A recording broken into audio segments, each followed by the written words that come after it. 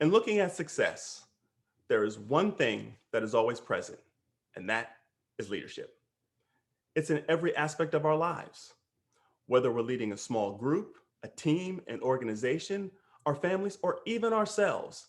It shows up everywhere. So, what is leadership and how does it apply to our everyday life? Well, Gary Keller defines it like this: leadership is teaching people how to think the way they need to think so they can do what they need to do when they need to do it, so they can get what they want when they want it.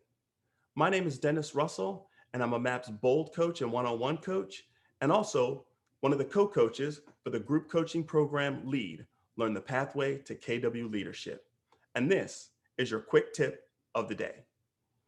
Now, if you listen to that definition, what it says is if we're not getting what we want in life, that means we're not thinking the way we need to think so that we can do the things we need to do.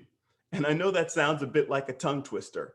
However, it all comes back to the choices that we make and to realize that the first person we need to lead is ourselves. Leadership is all about influence. And the first person we need to influence every moment of every day is the person that stares back at us in the mirror. And from the moment that we put our feet on the floor every single morning, we get to make the decisions that impact our life as well as the lives of those around us.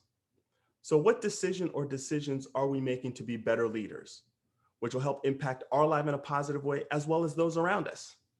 Well, here are two quick ones. Number one, study leadership. Let's teach ourselves how to think first. And we can do this by A, taking courses on leadership. We have those in Keller Williams. And B, reading, listening to podcasts, listening to books, reading books on leadership. We've got plenty of those in Keller Williams too. Now you can find them anywhere. However, I'm just letting you know we have them here at KW. The number two thing we can do is look for ways to practice leadership, learning how to do it effectively. We can do this by joining social groups or clubs where leadership opportunities are available. And always remember, you need to be a great follower first before you become a great leader. Another thing you can do is volunteer, particularly volunteer something that you're passionate in. So here's what we know. We know that everything rises and falls on leadership. So let's all rise up together and become better leaders for ourselves, our families, and our communities.